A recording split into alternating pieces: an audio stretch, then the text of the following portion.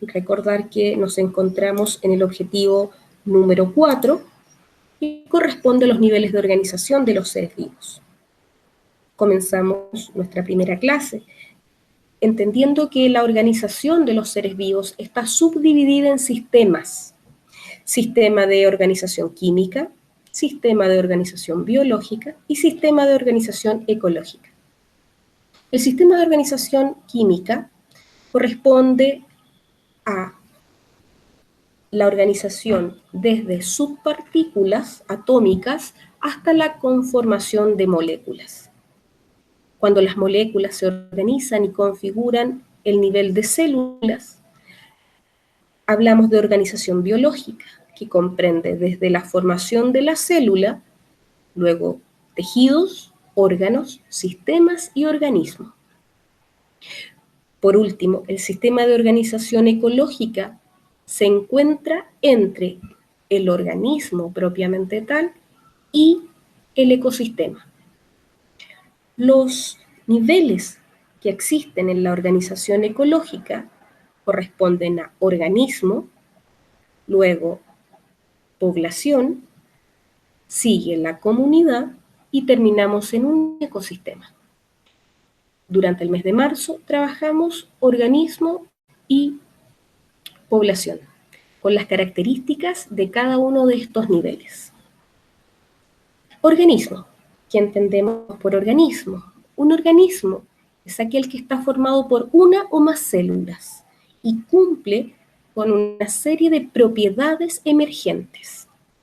Los organismos los podemos clasificar en aquellos que están formados por una célula, llamados unicelulares, y aquellos que están formados por múltiples células, los pluricelulares.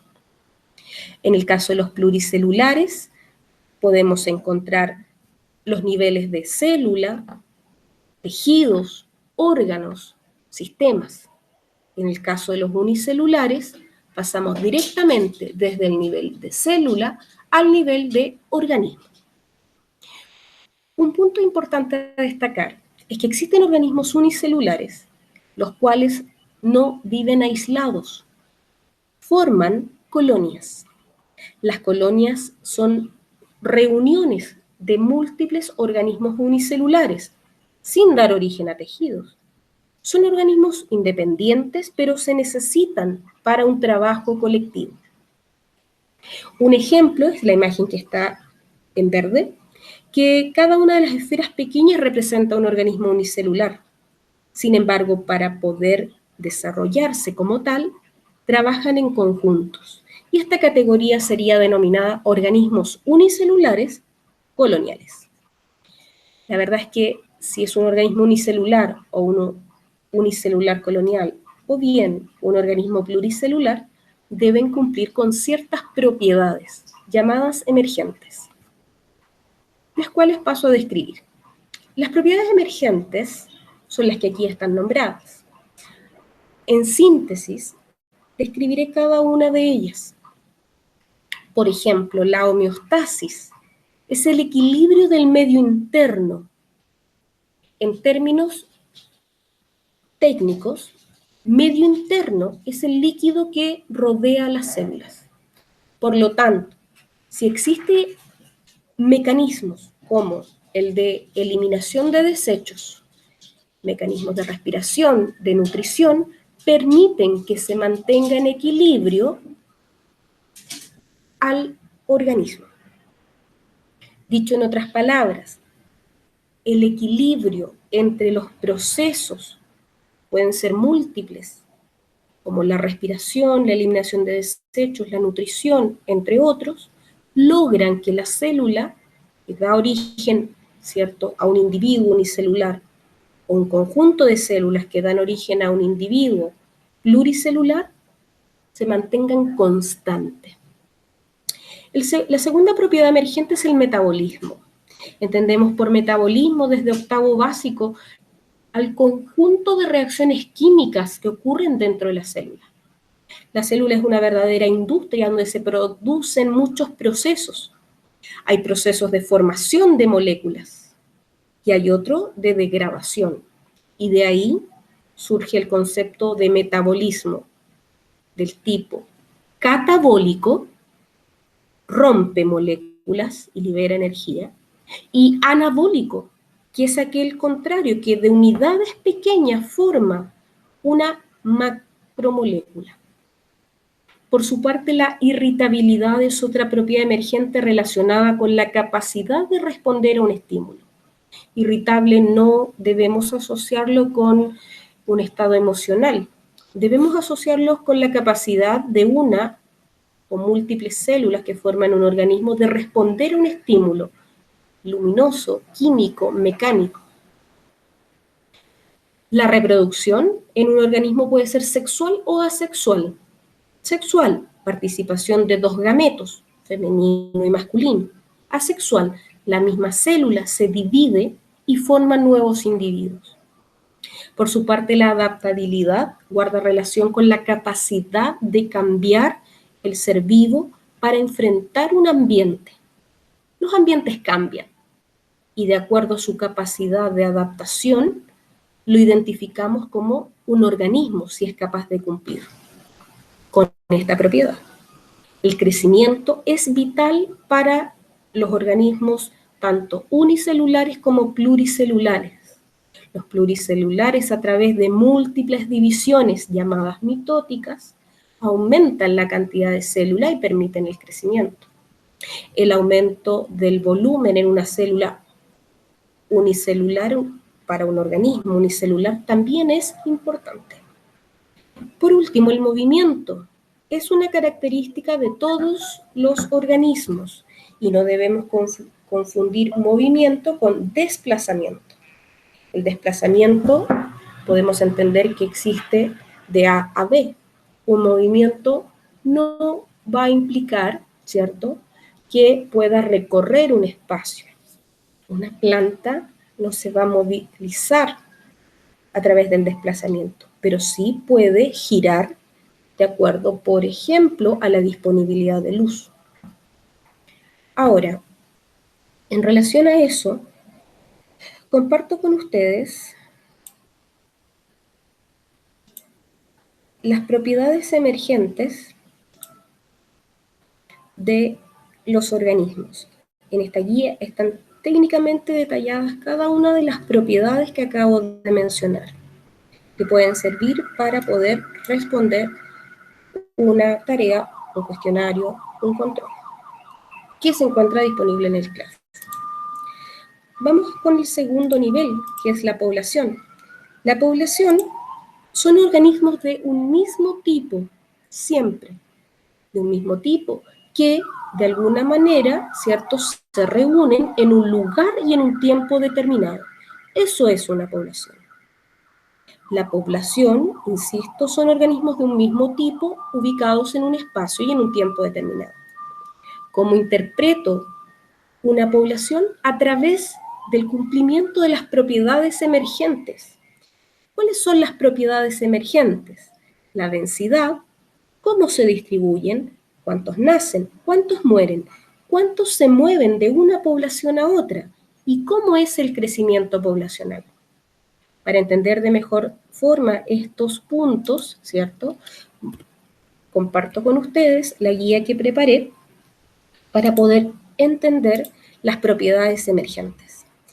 La primera propiedad guarda relación con el número de individuos de una misma especie, y la densidad se calcula por la cantidad de individuos dividido en una superficie.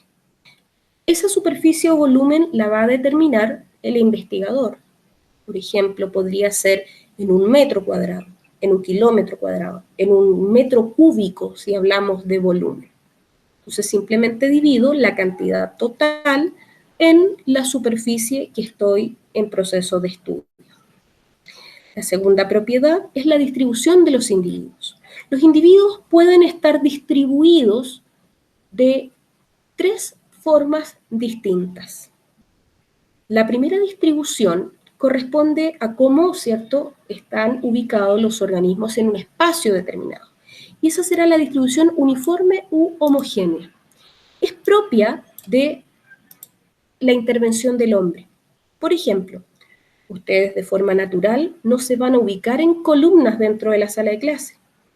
No va a haber un orden, un distanciamiento equilibrado entre las mesas. Ahí existe la intervención del hombre. Lo mismo, por ejemplo, en vegetales. Es característico de las plantaciones donde el hombre decide a qué distancia realizar una plantación de papas, por ejemplo. Aquí en el esquema podemos ver, ¿cierto?, que generalmente son columnas, que existe una distancia equidistante entre cada organismo. La segunda forma de distribuir una población sería la agrupada y agregada, y esta es natural en el caso de los individuos de una población. Por ejemplo, los cardumen de peces, las manadas de elefante, o incluso en el caso de las colonias de bacterias, tienden a formar grupos. También en los vegetales, este cactus tiende a formar grupos. Así que esa es una distribución de forma natural en el ambiente. Y por último, la más clara de encontrar en un hábitat de forma natural es la distribución azarosa o aleatoria. Esto quiere decir de que no existe ningún patrón para poder encontrar un organismo en función de otro. No ingresamos a un bosque y podemos encontrar los árboles a la izquierda, los matorrales a la derecha, al fondo, los pastizales, no. Esto es completamente azaroso y se mezclan, en este caso, las especies dentro de una población. Población de árboles, que pueden estar azarosamente, el nombre lo dice, distribuidos en un gran ecosistema. Otra propiedad es la natalidad. La natalidad debemos asociarla con el número de individuos que nacen dentro de una población en un tiempo dado. Generalmente ese tiempo dado, por lo general, chicos, se escoge un periodo de tiempo de estudio de 1 año. Entonces, podemos calcular un índice de natalidad o podemos calcular una tasa de natalidad. Y dentro de la tasa de natalidad simplemente cambia la fórmula. Por ejemplo, podemos identificar un índice de natalidad y comparar los índices de varias poblaciones.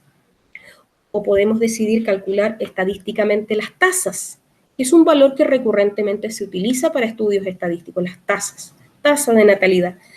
Tasa de natalidad que incluso puede ser de 2 tipos, la natalidad bruta y la natalidad específica. Por ejemplo, la natalidad bruta considera la población total para poder dividir el número de nacimientos. En cambio, la específica habla solamente de la población de organismos fértiles. Con la mortalidad ocurre más o menos lo mismo. Podemos calcular el índice de mortalidad, que es el número de muertes cada 1000 habitantes, o ocupar cierto otro cálculo que es las tasas, la tasa de mortalidad, ¿cierto?, para hacer análisis estadísticos. Y ahí existe la tasa de mortalidad bruta y específica. Cuando queremos hacer un estudio acabado sobre un dato particular, debemos escoger con cuidado qué indicador vamos a utilizar en ese estudio. Otra propiedad es la migración. La migración indica movimiento de individuos que pertenecen a una población. Y existe 2 tipos de migración. La inmigración dentro, que corresponde al número de individuos que ingresan a la población. Tenemos una población, ¿cierto?, en nuestro país, y cuando, ¿cierto?,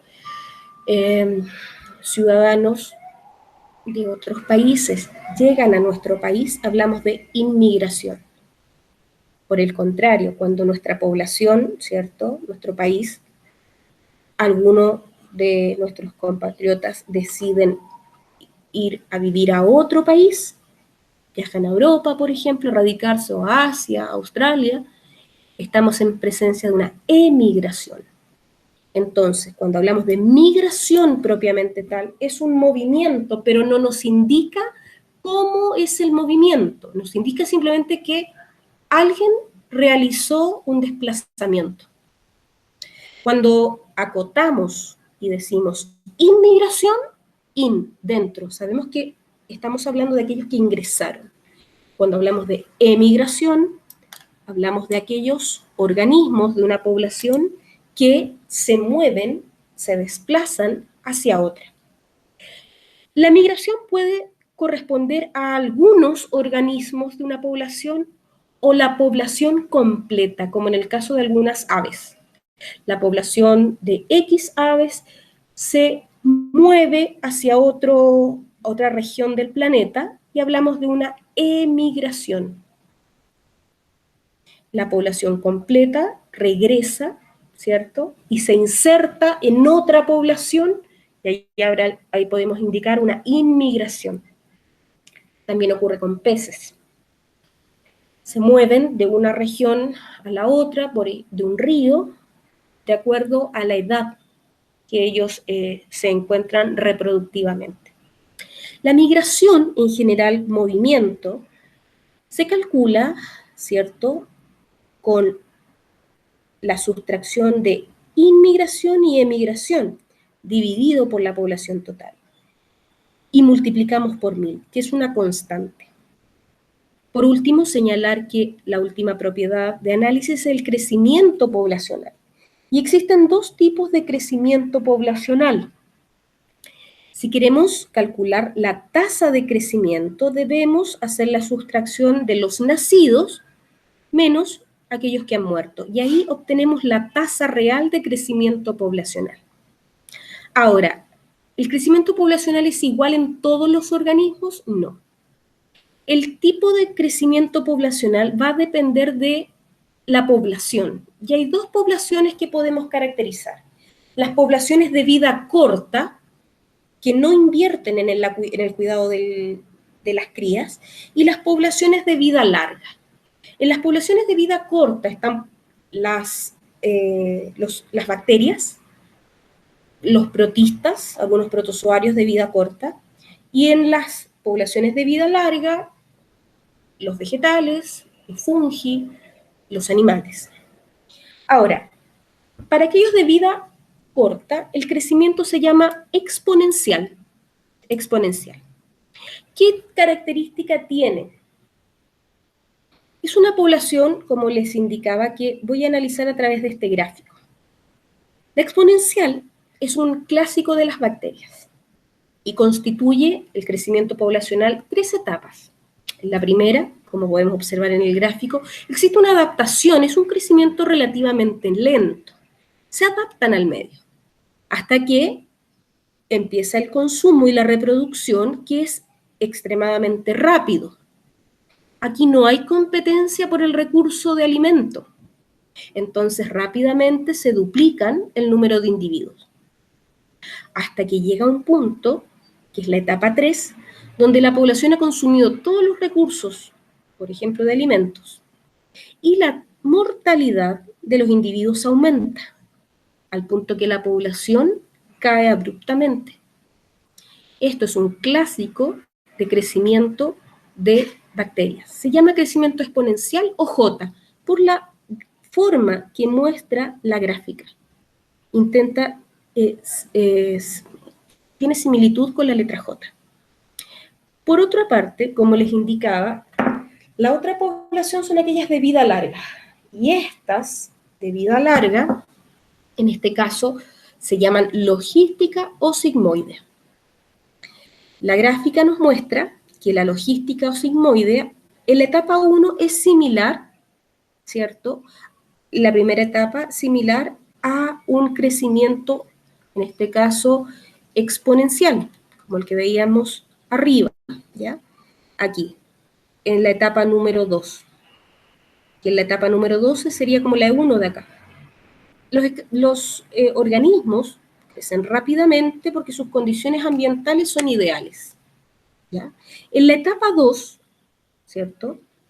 A diferencia de la etapa 2 del crecimiento anterior para organismos de vida corta, se hace bastante más lento, ya que los recursos son cada vez menos abundantes y aquí le empieza la competencia, donde K determina que es el momento, ¿cierto?, en el cual las interacciones entre los organismos van a regular la población. La competencia intraespecies por el recurso alimento, por el recurso reproducción, se eleva. En la etapa 3, la población se ha estabilizado en un límite. La población no crece. A diferencia del anterior, no muere. La población se estabiliza. Y este estado lo llamamos estacionario.